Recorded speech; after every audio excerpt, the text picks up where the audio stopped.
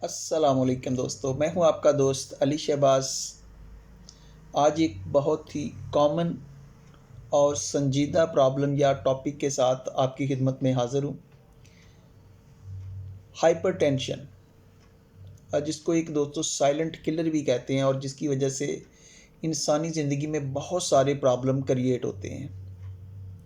इसकी जो कॉम्प्लिकेशंस होती हैं वो बहुत ही डेंजरस होती हैं। तो सबसे पहले तो दोस्तों समझते हैं कि हाइपरटेंशन किसको कहते हैं। आर्टरीज़ के अंदर अगर खून का दबाव जो होता है वो मसलसल बढ़ा रहे तो उस कंडीशन को हम हाइपरटेंशन बोलते हैं।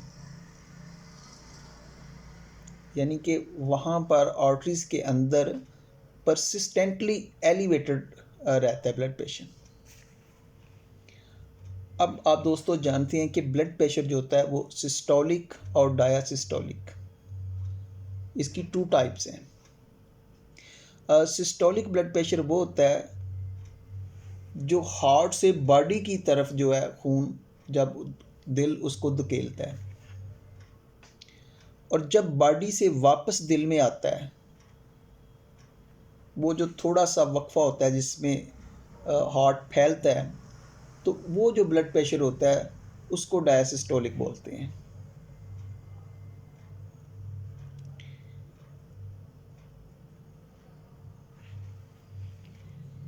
तो अगर दोस्तों आपका किसी भी तरह आपका जो ब्लड प्रेशर है वो 140 से ऊपर रहे और नीचे वाला डायस्टोलिक अगर आपका 100 से ऊपर है तो वो हाइपरटेंशन में आएगा। नीचे वाला जो ब्लड प्रेशर है अगर वो 100 से नीचे रहता है और ऊपर वाला ब्लड प्रेशर 140 से नीचे रहता है तो इट्स मीन्स ये मुख्तलिफ़ कंडीशन की वजह से इसमें कमी बेशी हो सकती है, जिसके अंदर कोई पैनिक कंडीशन हो सकती है, कोई डिप्रेशन वाली कंडीशन हो सकती है, कोई एंग्जाइटी वाली कंडीशन हो सकती है, कोई खाने पीने के अंदर बदपरहेज़ी हो सकती है। लेकिन अगर कंटिन्यूली आपका जो ब्लड प्रेशर है ये 120 से ज़्यादा रह रहा है या 140 के करीब रह रहा है या 140 से बढ़ना शुरू हो गया है तो फिर दोस्तों ये वो पॉइंट है जहाँ पर आपको अटेंशन की ज़रूरत है। यानी कि आपका नॉर्मल ब्लड प्रेशर जो है ये 120 और नीचे वाला जो है ये 80 के करीब होना चाहिए। अगर किसी का 130 या 90 भी है तो ये भी ठीक ही होता है, बल्कि आज की जो मौजूदा कंडीशन में 140 तक को भी नॉर्मल कहा गया है। लेकिन अगर किसी भी सूरत में ऊपर वाला ब्लड प्रेशर जो है वो 140 से बढ़ना शुरू हो जाता है और जो नीचे वाला ब्लड प्रेशर जो 100 से नीचे होना चाहिए अगर वो 100 से ऊपर जाना शुरू हो जाता है तो इसका मतलब है कि ये कोई अच्छी कंडीशन नहीं है। यहाँ पर आप सबसे पहली जो कोशिश होनी चाहिए कि वो अपने लाइफ़स्टाइल को आपको देखना चाहिए कि आपको अपने लाइफ़स्टाइल में तब्दीली करते हुए, अपनी ग़िज़ाओं में परहेज़ करते हुए, अपनी ज़िंदगी के मामूलात में डिप्रेशन से दूर रहते हुए, अपनी बॉडी को रिलैक्स रखते हुए आप इस चीज़ को मेंटेन कर सकते हैं। बाज़ औक़ात प्रेगनेंसी के अंदर भी जो होता है हार्मोन्स की तब्दीली की वजह से जो होता है ब्लड प्रेशर वो तेज़ हो जाता है।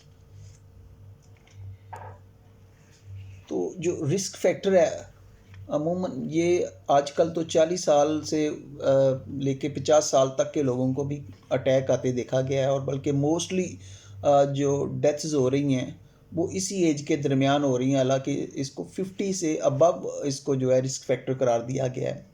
लेकिन चूंकि हमारा जो लाइफस्टाइल है ये काफ़ी हद तक जो है ये डिस्टर्ब हो चुका है, हम फास्ट फूड के आदी हो चुके हैं, हमारे खाने पीने में रूटीन नहीं रही है और कुछ हम बहुत ज़्यादा सहल पसंद रहे हैं। हमारा जो आउटपुट है वो ज़्यादा नहीं रहा, हम एक्सरसाइज नहीं करते हैं, हम वॉक नहीं करते हैं।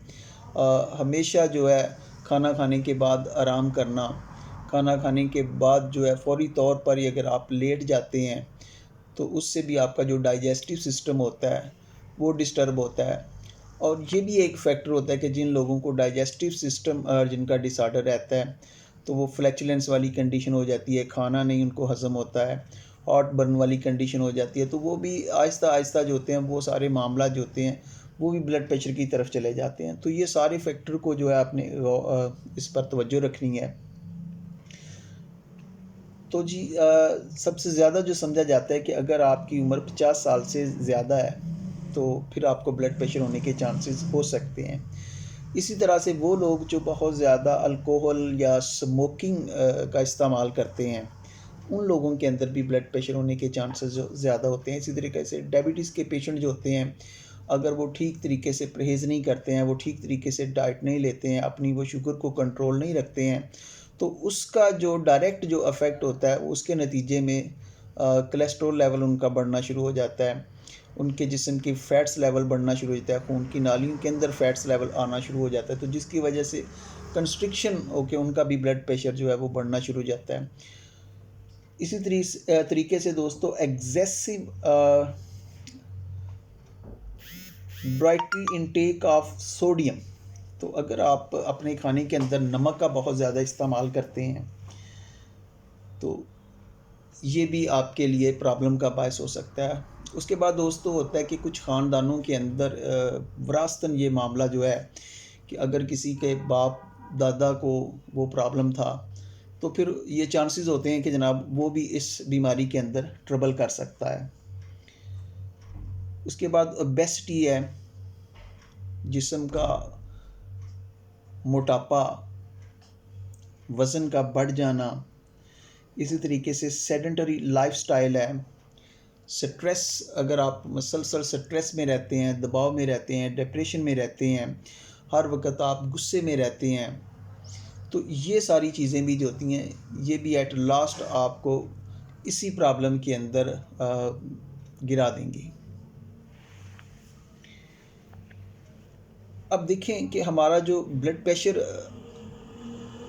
का सिस्टम जब डिस्टर्ब हो जाता है, जब हम हाइपरटेंशन में चले जाते हैं, तो यहाँ पर देखें कि हमारा जो सिंपैथेटिक नर्वस सिस्टम है,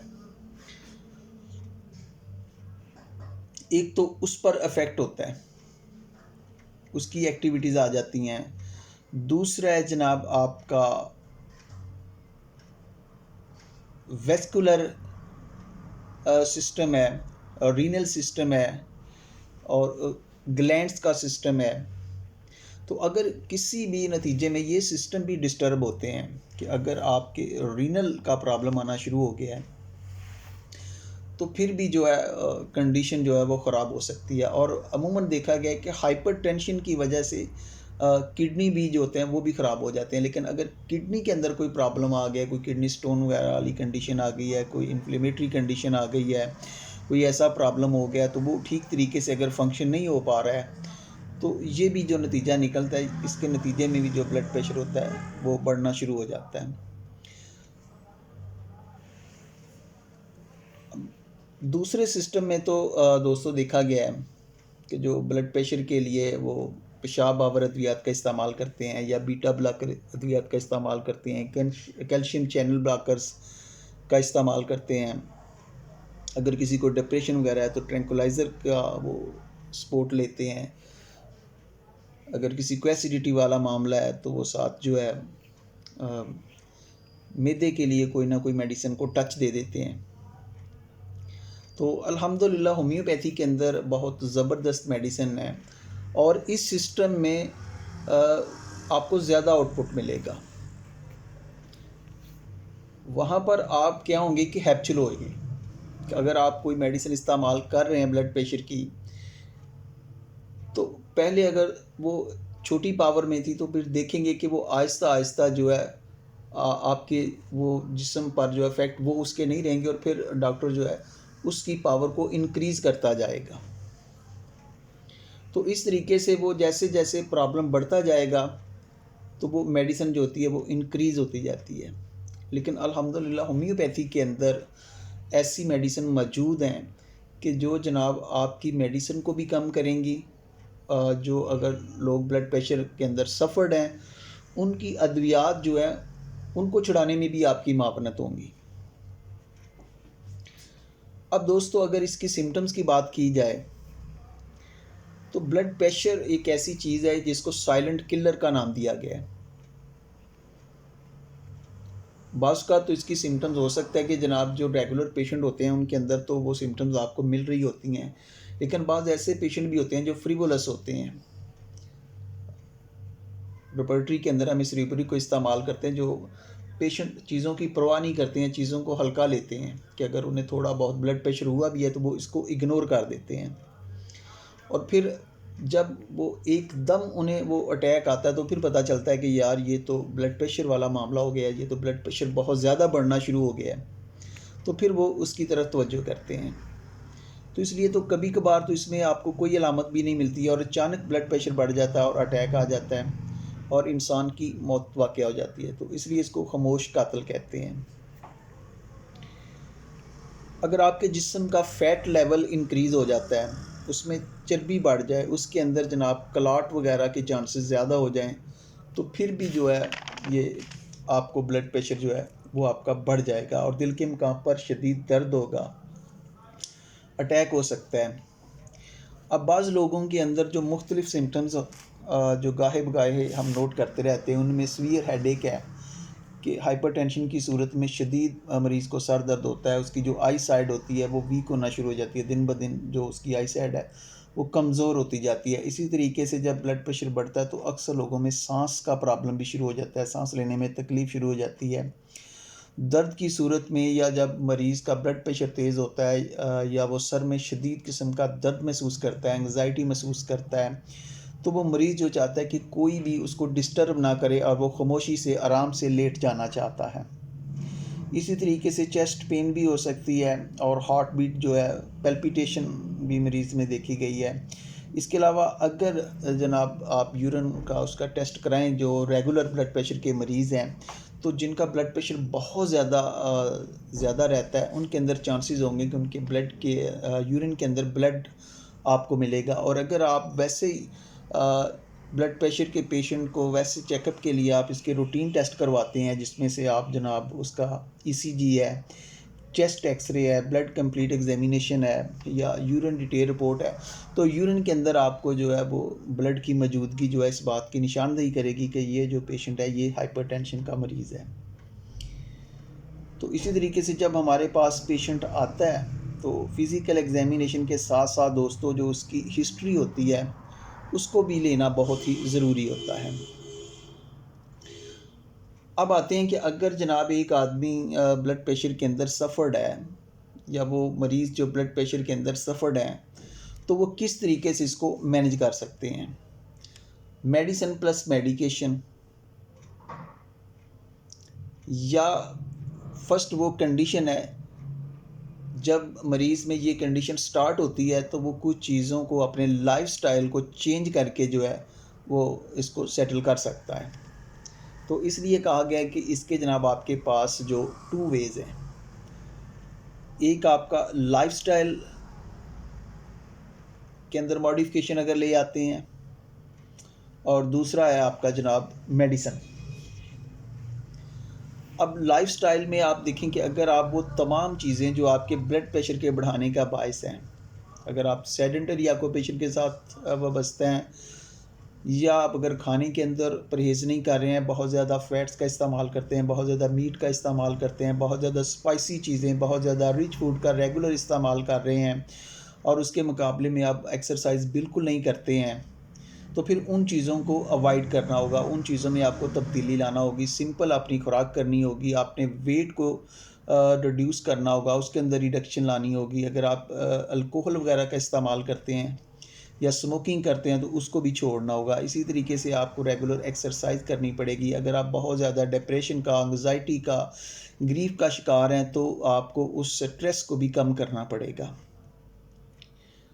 तो उसके बाद दोस्तों आते हैं हम होम्योपैथी के अंदर वो कौन सी अद्वियात हैं। तो होम्योपैथिक में दोस्तों आपको बहुत सारी अद्वियात मिलेंगी, लेकिन चूँकि हमारा मकसद है जनाब इजी क्लिनिकल प्रैक्टिस या फ़ौरी तौर पर हम ऐसी कंडीशन के अंदर पेशेंट को कैसे सपोर्ट कर सकते हैं, उसको मैनेजमेंट कैसे कर सकते हैं या उसको इस प्रॉब्लम से कैसे निजात दिला सकते हैं। तो चूँकि इस तरीके से वीडियो ज़रा लंबी हो जाएगी तो आज हम करते हैं कि आज हम चंद मेडिसिन की जो बहुत ही इम्पोर्टेंट हैं, अगर आप उनको भी समझ लेते हैं और उनको उनके क्राइटेरिया के अंडर इस्तेमाल करवाते हैं तो दोस्तों आपको बहुत ही अच्छे रिस्पांस मिलेंगे। तो जिन अद्वियात को हम डिस्कस करेंगे, ना सिर्फ उसके अंदर वो तुक्केबाजी वाला नहीं होगा कि जो मेडिसिन है जी ब्लड प्रेशर के लिए, आप उसको सिर्फ ब्लड प्रेशर हाई के लिए सिर्फ उसको नाम दे दिया, तो उसका अगर आप ब्लाइंड इस्तेमाल करेंगे तो ये होम्योपैथी के बिल्कुल अपोजिट हो जाएगा। तो आज हम जिन अद्वियात पर बात करेंगे उनका साथ हम क्राइटेरिया भी बात करेंगे कि वो अपने क्राइटेरिया के हवाले से किस कदर आपकी मरीज़ की जो है वो उसको फैसिलिटेट करेंगी, उसके लिए वो बहुत ही मावन साबित होंगी। तो चलिए दोस्तों शुरू करते हैं कि अगर हमारे पास हाई ब्लड प्रेशर का पेशेंट आ जाता है तो हम उसको कैसे मैनेज करेंगे। तो वैसे मैंने बाबे चनन से जब मैंने ब्लड प्रेशर का सबसे पहला जब मैं होम्योपैथी में नया आया था, तो मैंने सबसे ज़्यादा इसी प्रॉब्लम को जो है ना, मैंने देखा कि यार सबसे ज़्यादा जो मेरे पास पेशेंट आ रहे हैं तो वो ब्लड प्रेशर के हवाले से ही आ रहे हैं। तो लिहाजा कोई ना कोई ऐसी मेडिसिन होनी चाहिए जिससे मैं फौरी तौर पर रिज़ल्ट ले सकूं। तो बाबे चनन ने मुझे जो मेडिसिन पहली बताई थी वो लेक्सिस थी, कि आप लेक्सिस ऐसे पेशेंट जिनका ब्लड प्रेशर जो होता है वो 200 के करीब ऊपर वाला सिस्टोलिक, और बाज़ औक़ात उससे भी जो आगे बढ़ा हुआ था, तो लेक्सिस की जो एक डोज़ होती है 1 ml, उसने बड़े मुझे शानदार रिज़ल्ट दिए। इसी तरीके से 200 ने भी मुझे बहुत अच्छा रिस्पांस दिया।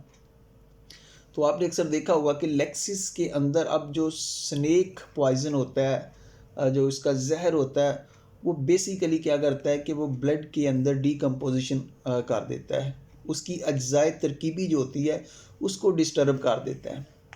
तो जो आरबीसी की सर्कुलेशन होती है, जो वो ऑक्सीजन को मुख्तलिफ टिश्यूज़ तक लेके जाते हैं, तो वो ऐसा नहीं कर पाते। और जब जिस्म के मुख्तलिफ टिश्यूज़ तक ऑक्सीजन नहीं जाती है, तो जो सबसे पहली कंडीशन हम अपने पेशेंट के अंदर देखते हैं कि उसको वो बहुत ज़्यादा सफोकेटिव होता है, वो बहुत ज़्यादा सफोकेशन महसूस करता है।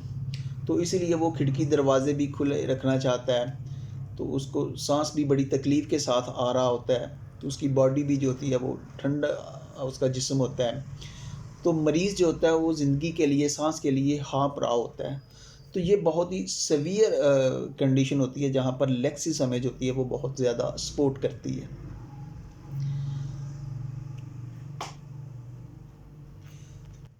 चलिए दोस्तों, लेक्सिस को हम नेक्स्ट वीडियो के लिए छोड़ देते हैं कि वो कौन से पेशेंट होते हैं जहाँ पर आपने लेक्सिस को इस्तेमाल करना है। तो आज हम कॉमन मेडिसिन की बात करेंगे कि जो हमारे क्लिनिक पर बहुत ज़्यादा जिसको इस्तेमाल किया जाता है, इससे बहुत ज़्यादा लोग रिज़ल्ट भी लेते हैं। तो हम इसके क्राइटेरिया को भी देखेंगे कि जनाब इसका क्राइटेरिया क्या है। और ब्लड प्रेशर की कंडीशन ऑलरेडी पहले भी बयान की जा चुकी हैं कि ब्लड प्रेशर जो होता है ये कोई पता नहीं चलता, सडनली ये बढ़ जाता है, और बाज़ औक़ात तो इस लेवल तक चला जाता है कि जनाब इंसान को अटैक आ जाता है। तो लिहाजा हमें ऐसी दवाओं की ज़रूरत होती है जिनके अंदर उनका इंटेंसिटी लेवल भी ज़्यादा हो और उनके अंदर वो सडन आने वाली कंडीशन हो। तो अगर आप देखें तो ऐसे में आपके पास जो मेडिसिन वो नाइट्रोग्लिसरीन यानी कि ग्लोनाइन है, बिल्कुल जैसे एनजीसेड का इस्तेमाल करते हैं सबलिंगुअल तौर पर, तो आपको बहुत ज़्यादा ब्लड प्रेशर में वो रिज़ल्ट देती है। तो इसी तरीके से जो ग्लोनाइन मेडिसिन है हमारी, इसको अगर आप होम्योपैथी में के अंडर पोटेंसी में इस्तेमाल करते हैं तो दोस्तों ये भी ब्लड प्रेशर के केस में बहुत ही शानदार रिज़ल्ट देती है। तो इसको आप देखें, इसकी सिम्टम्स को, तो आपको मिलेगा कि ये जो मेडिसिन है ये सडन लोकल कंजेशन को प्रोड्यूस करती है, स्पेशली हेड टू चेस्ट। यानी कि ग्लोनाइन के अंदर क्या होता है, कंजेशन आपको बहुत ज़्यादा मिलेगी, और कंजेशन जो होती है वो सडन हो जाती है। अब वो अफेक्ट किस एरिए को कर रही है, आपकी चेस्ट को कर रही है और हेड को कर रही है। यानी कि अगर मरीज़ का ब्लड प्रेशर जो होता है उसका खून का जो इज्तिमा कंजेशन वाली कंडीशन है वो सर की जानब हो, तो आपको सबसे पहले जिसके मतलब सोचना होगा वो है ग्लोनाइन। और ग्लोनाइन की जो सेंसेशन होती है दोस्तों वो होती है ब्रस्टिंग, यानी कि अगर खून की नालियों के अंदर खून का दबाव जो होता है वो बहुत ज़्यादा बड़ा होता है और वहाँ पर सेंसेशन ऐसी होती है जैसे कि थ्रॉबिंग वाली सेंसेशन होती है, बर्स्टिंग के मरीज़ सर में ऐसे महसूस करता है कि जैसे उसका सर जो होता है वो फट जाएगा। तो हमें जो इसके अंदर इस मेडिसिन में सेंसेशन मिलेगी वो है ब्रस्टिंग, पल्सेशन वाली और थ्रॉबिंग वाली, तपकन और धड़कन। और ये जो तपकन होती है ना या धड़कन होती है, ये मरीज़ पूरी अपनी बॉडी के अंदर भी फील करता है और इसकी पेन भी ऐसी होती है कि जैसे मरीज़ कह रहे हैं कि मेरी नब्ज़ नहीं जैसे चलती है, तो डॉक्टर साहब ऐसे ही मुझे अपनी बॉडी के अंदर तकलीफ़ भी महसूस होती है। और ज़ाहिर बात है जब मरीज़ का ब्लड प्रेशर हाई होगा तो आपको उसकी नेक की, आपकी गर्दन की जो शरीयानें हैं उनके अंदर आप उस तपकन को महसूस भी कर सकते हैं, जैसा कि आपने बेलाडोना के अंदर रीड किया हुआ है। बेलाडोना के अंदर भी सेम यही कंडीशन होती है कि उसके अंदर भी आपको पल्सेटिंग और थ्रॉबिंग कंडीशन मिलती है, ब्रस्टिंग कंडीशन मिलती है और उसके अंदर भी आपको जो इज्तिमाई खून होता है वो सर की तरफ होता है। लेकिन जो इंटेंसिटी लेवल ग्लो-9 का है वो बेलाडोना का नहीं है। इसका जो स्वेलिंग और इन्फ्लेमेशन का जो इंटेंसिटी लेवल है वो बेलाडोना से ऊपर है। बेलाडोना के अंदर आपको डेलीरियम कंडीशन ज़्यादा मिलती है और यहाँ पर जो इन्फ्लेमेटरी कंडीशन है, इन्फ्लेमेशन वाली कंडीशन है, वो आप इसकी जो इंटेंसिटी लेवल है वो आपको ज़्यादा मिलेगा। तो डॉक्टर नेश कहते हैं कि इज्तिमाई खून के हवाले से कोई भी दवा जो है वो ग्लो-9 का मुकाबला नहीं कर सकती है। ये जो एक फ़िक्रा है ना दोस्तों, इसको आप पल्ले बांध लें कि कितनी वो ज़बरदस्त बात कह गए कि आपके मटीरिया मेडिका में जो ग्लो-9 मेडिसिन है इस क्राइटेरिया के लिए कंजेशन वाले पॉइंट पे जाके, थ्रॉबिंग वाले, पल्सेटिंग वाले, यहाँ पर कोई दूसरी दवा जो है वो इसका मुकाबला नहीं कर सकती है। तो इसके अंदर आपको क्या मिला है, ग्लो-9 के अंदर आपको क्विक एंड वायलेंट एक्शन मिला है। अब अंदाज़ा कीजिए कि अगर ऐसा पेशेंट आप चेक करते हैं कि जनाब जो आपके पास आता है जिसका ब्लड प्रेशर बहुत ज़्यादा बढ़ा हुआ है और वो जनाब वो बहुत ज़्यादा उसके अंदर वायलेंस वाली कंडीशन है, बहुत ज़्यादा तपकन आपको महसूस हो रही है, वो कह रहा है कि जनाब मेरा सर फट जाएगा, तो वहाँ पर आपको जो सबसे पहली मेडिसिन सोचनी पड़ेगी वो ग्लो-9 होगी। अगर ग्लो-9 की आप की नोट को अंडरस्टैंड करना चाहें तो वो है tendency to sudden congestion and violent irregularity of the circulation. यानी कि ये इरेगुलरिटीज इसकी सर्कुलेशन के अंदर आपको मिलेंगी, वायलेंट मिलेगी, it acts very quickly and very violently. कुछ समझे हैं दोस्तों कि इसका जो ग्लो-9 का असर होता है ये बहुत ही क्विकली होता है, बहुत ही वायलेंटली होता है। इसलिए ग्लो-9 को याद रखें कि ये हाइपरटेंशन के लिए आपके पेशेंट को वक्ती तौर पर उस कंडीशन से निकालने के लिए इससे बेहतर दवा जो है वो हो ही नहीं सकती है। ये इसके क्राइटेरिया की बात हो रही है और इसके साथ इसके मरीज़ को वर्टिगो भी बहुत ज़्यादा महसूस होते हैं। ख़ास तौर पर ये लेटने से तकिए के जैसे सर टच करता है तो इसमें एग्रेवेशन हो जाती है और इसके अंदर झटके से मरीज़ को बहुत ज़्यादा खौफ महसूस होता है और सर में तपकन और धड़कन महसूस होती है, बल्कि पूरी बॉडी में धड़कन वाले बल्कि धड़कनदार दर्द महसूस होते हैं। और इसका जो हार्ट होता है वो स्ट्रॉन्ग अफेक्ट होता है कि उसके अंदर sudden and violent irregularities of circulation आ जाती है। अब देखें कि वहाँ पर भी आपको वही कंडीशन जो है मिल रही है और सेंसेशन आपको पल्सेशन मिल रही है, थ्रॉबिंग मिल रही है। पल्सेशन की जो बात की जाए तो तपकन वाले दर्द जो होते हैं वो पेन होता है वो पूरी बॉडी पर भी इसकी जो है फील होती है। इसी तरीके से सेरिब्रल कंजेशन के लिए ये सबसे बड़ी दवा है। और इसके अलावा दोस्तों अगर आप इसको क्लिनिकली देखें तो ये एंजाइना पेक्टोरिस की बहुत बड़ी दवा है, ये ब्रेन कंजेशन के लिए बहुत बड़ी दवा है, कन्वल्शन के लिए बहुत बड़ी दवा है, एपिलेप्टिक कंडीशन के लिए बहुत बड़ी दवा है। और दोस्तों हम देखते हैं कि जो ग्लो-9 होता है इसका मरीज होता है ये सर पर टोपी पहनने से इसको प्रॉब्लम हो जाता है, ये सर पर टोपी नहीं पहनना चाहता, सर को ढांपना नहीं चाहता है। ऐसे ब्लड प्रेशर के मरीज जो अपने सर से फ़ौरन जो अगर कोई कपड़ा या साफ़ा कोई ऐसी चीज़ रखी हुई है तो वो फ़ौरन उसको उतार देंगे, वो सर पर किसी भी चीज़ को बर्दाश्त नहीं करेंगे, गर्म जगह पर उनकी तकलीफ़ जो होती है वो बढ़ जाती है। तो इसीलिए ऐसे अगर कोई गर्म जगह पे काम कर रहा है, कोई गैस वाली जगह पे काम कर रहा है, या उस एरिया में यहाँ पर बहुत ज़्यादा हीट है, तो इन लोगों को प्रॉब्लम जो होता है उसके अंदर एग्रेवेट हो जाएगा। तो हार्ट पर इसका बहुत ज़्यादा अफेक्ट है। वहाँ पर भी ब्लड कंजेशन प्रोड्यूस होता है, फ्लटरिंग वाली कंडीशन होती है, पेल्पिटेशन होती है विद डेस्निया। अब पेल्पिटेशन विद डेस्निया यानी कि एक तो उसके पेल्पिटेशन होगी और उसके साथ उसको सांस की तंगी होगी, बल्कि वायलेंट पेल्पिटेशन होगी और थ्रॉबिंग कैलोरी, जैसे कि पहली बात की गई है कि जनाब आप वाज़ेह तौर पर ऐसे पेशेंट की नेक की जो खून की शरियानें हैं, वहाँ पर खून की नालियों में आपको जो है इसकी जो तपकन होती है उसको आप महसूस कर सकते हैं। तो यही बात है दोस्तों कि जो सबसे इम्पॉर्टेंट मेडिसिन आपकी है वो है ग्लो-9।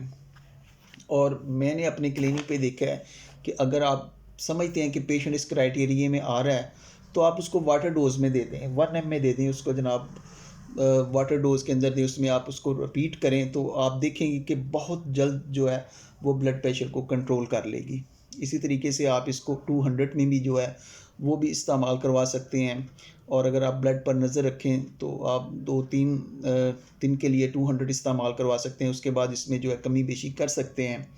और इसके साथ दोस्तों आपको इसकी सपोर्टिव मेडिसिन भी लगाना पड़ेगी। मेडिसिन के साथ आपको मेडिकेशन वाला भी तरीका जो है वो भी अपनाना पड़ेगा। मरीज़ को जो सारे परहेज़ हैं उसके लिए वो हदायतनामा तैयार करना पड़ेगा। तो इस तरीके से आप देखेंगे कि आपका जो पेशेंट है वो इस प्रॉब्लम से आउट हो जाएगा। तो यहाँ पर दूसरी मेडिसिन जो दोस्तों है वो है इसकी बेलाडोना। बेलाडोना बहुत ही ज़बरदस्त मेडिसिन है। बेलाडोना में भी तकरीबन वही अलामात हैं, थ्रॉबिंग भी आपको मिलेगी। इज्तिमाई खून के लिए आप जानते हैं कि बेलाडोना बहुत ही है, उसके अंदर आपको सुर्खी वाली कंडीशन जो होती है मिलती है। और बेलाडोना के अंदर जो सबसे इम्पॉर्टेंट चीज़ इसको डिफ़र करने वाली ये है कि बेलाडोना का जो मरीज़ होता है वो सर पर टोपी पहनने से अगर उसको सर में दर्द है तो वो सुकून महसूस करता है। वो बाल कटवाने से बेलाडोना का पेशेंट जो होता है वो प्रॉब्लम में आ जाएगा, और जबकि ग्लो-9 जो है वो बाल उतरवाने से वो अपने आप को हल्का फील करेगा। और जब उस कंडीशन से आप ग्लो-9 वाली कंडीशन से पेशेंट को निकाल आते हैं तो जो वहाँ पर इन्फ्लेमेशन एरिया अगर कम हो जाता है उस एरिया में, तो वहाँ उसके बाद जो है बेलाडोना जो होती है, अगर वहाँ पर कोई कंजेशन है तो ये उसको बड़े अच्छे से जो होती है वो डिज़ॉल्व कर देगी। उसके बाद आप इसके लिए आपके पास वैज़ोडाइलेटर मेडिसिन होती हैं, उनको भी आप इस्तेमाल कर सकते हैं। इसके अलावा आपके पास जो ब्लड थिनर मेडिसिन है उनको भी आप अकॉर्डिंग टू द सिचुएशन इस्तेमाल करवा सकते हैं। आर्निका जो दोस्तों होती है ये वाइज़ोडाइलेशन का काम करती है, और जहाँ कोई क्लॉट वगैरह हो जाता है, कोई कंजेशन हो जाती है, तो आप उन मेडिसिन को देने के बाद अगर आप वैसोडाइलेटर के तौर पर आर्निका की एक आधी डोज देते हैं तो ये उस खून की नाली के अंदर उनको डायलेशन करेगी और वहाँ से जो वो कंजेशन होती है वो भी रिमूव हो जाएगी, या अगर कोई क्लॉट वगैरह तो उसमें भी आपकी मावनत करेगी। अच्छा जी, आज की जो तीसरी बड़ी इम्पॉर्टेंट मेडिसिन है जनाब, वो है गार्लिक। ये आपका फूड सप्लीमेंट भी, आप इसको फूड सप्लीमेंट के तौर पर भी इस्तेमाल कर सकते हैं, और आम डोमेस्टिक तौर पर घरेलू हमारी तकरीबन जो भी हम सब्ज़ी बनाते हैं तकरीबन ये हमारे खाने में सबसे अहम जुज़ होता है उसका, और उसके बगैर शायद ही तसव्वुर हो कि कोई भी चीज़ सब्ज़ी वगैरह या कोई भी आप खाना जो है इसके बगैर तैयार करें। तो दोस्तों गार्लिक जो है इसके अंदर ये मुख्तलिफ़ किस्म के इसके अंदर कम्बिनेशन पाए जाते हैं। सल्फ़र की इसके अंदर बहुत ज़्यादा मकदार पाई जाती है। तो ये जहाँ पर हमारे इम्यून सिस्टम के लिए बहुत ज़बरदस्त इफ़ेक्ट रखता है, हमारे इम्यून सिस्टम को बूस्ट अप करता है, इसी तरीके से ये इन्फेक्शंस को दूर करने के लिए भी और बैक्टीरिया को ख़त्म करने में, उसको किल करने के लिए भी इसका एक अहम रोल होता है। और ये दोस्तों हमारी बॉडी के अंदर बिल्कुल इसी तरीके से डायलेटरी वर्क करता है, यानी कि एक तो वैज़ोडाइलेशन का काम करता है और दूसरा ये फ़ैट्स को कंट्रोल करता है। ये कोलेस्ट्रॉल लेवल को कंट्रोल करता है। फ़ैट्स और कोलेस्ट्रॉल लेवल को रिड्यूस करने के लिए, वेट को रिड्यूस करने के लिए ये ज़बरदस्त मेडिसिन है। और चूँकि इसके अंदर सल्फ़र के सब्सटेंस भी आपको मिलते हैं, इसके अंदर विटामिन सी भी मिलते हैं, तो ये अगर मजमूई तौर पर देखा जाए तो ये ब्लड प्रेशर के साथ साथ ये डायबिटीज़ के पेशेंट के लिए, स्किन के पेशेंट के लिए भी इसका एक बड़ा ज़बरदस्त रोल है। तो ऐसे पेशेंट जो बहुत ज़्यादा ओबेसी हों, जो बहुत ज़्यादा फैटी हों, जो बहुत ज़्यादा मीट खाने के शौकीन हों, जो बहुत ज़्यादा जनाब चटपटी और पेटू किस्म के लोगों के लिए, जिनके अंदर ब्लड प्रेशर का आर्ज़ा हो, जिनका कोलेस्ट्रॉल लेवल बढ़ रहा हो, जिनका फैट्स लेवल बढ़ रहा हो, तो आप उन चीज़ों को रिड्यूस करने के लिए इस दवा को जनाब अगर आप इसको क्रूड फॉर्म में भी इस्तेमाल करवाते हैं, अगर आप इसका एक दो जो छोटा पीस होता है अगर आप उसको भी अगर डेली इस्तेमाल करवा लें, या अगर आप एक वीकली उसकी एक दो उसका जो पीस है वो इस्तेमाल कर लें, तो उससे आपको बहुत ज़्यादा फ़ायदा मिलेगा। बाज़ लोगों में ये एसिडिटी को ज़रूर प्रोड्यूस करता है, ख़ास तौर पर जो अल्सर के पेशेंट होते हैं उनमें ज़रा थोड़ा सा जनाब आपने एहतियात करना है, अदरवाइज़ ये डाइजेस्टिव सिस्टम पर बहुत अच्छा असर रखने वाला है। तो एज ए फूड सप्लीमेंट इसकी बात हो रही है, तो अगर आप इसको होम्योपैथिक में इसको जनाब एलियम स्टाइवा का नाम से आप जानते हैं, तो एलियम स्टाइवा जो होता है ये ब्लड प्रेशर को रिड्यूस करने के लिए, फैट्स लेवल को रिड्यूस करने की एक ये कोलेस्ट्रॉल लेवल को रिड्यूस करने के लिए आपके पास एक बहुत ही ज़बरदस्त मेडिसिन है दोस्तों। इसको एज ए सपोर्टिव आप जनाब इसके 10 ड्रॉप्स एक कप पानी में मिला के सुबह के वक़्त इस्तेमाल करवाएं। इसी तरीके से आप शाम को भी इस्तेमाल करवा सकते हैं, या अगर डेली आप 10 ड्रॉप्स की डोज़ भी रखते हैं तो इससे भी आपके पेशेंट को जो है इंशाल्लाह ताला बहुत ज़्यादा अफाका रिलीफ़ होगा। और अगर उसके साथ किसी भी दवा को जो उसकी बन रही है, अगर ग्लोनाइन आ रही है, उसको अगर आप 200 में वाटर डोज़ के अंदर उसको जो है बार बार रिपीट करते हैं तो मरीज़ उस कंडीशन से जो है वो बाहर निकल आएगा। इसी तरीके से अगर आप देखते हैं कि ब्लड थिनर वाली कंडीशन है तो फिर आपके पास लेक्सिस है, क्रोटेलिसराइड्स है, बोथ्रॉप्स मेडिसिन है, वेज़ोडाइलेटर में आपकी आर्निका बहुत अच्छा वर्क करती है। तो यानी कि आप नॉर्मल कंडीशन को भी और आप सीवियर कंडीशन को भी जो है बड़े ही अच्छे तरीके से होम्योपैथी में मैनेजमेंट कर सकते हैं। इसी के साथ अली शहबाज को इजाज़त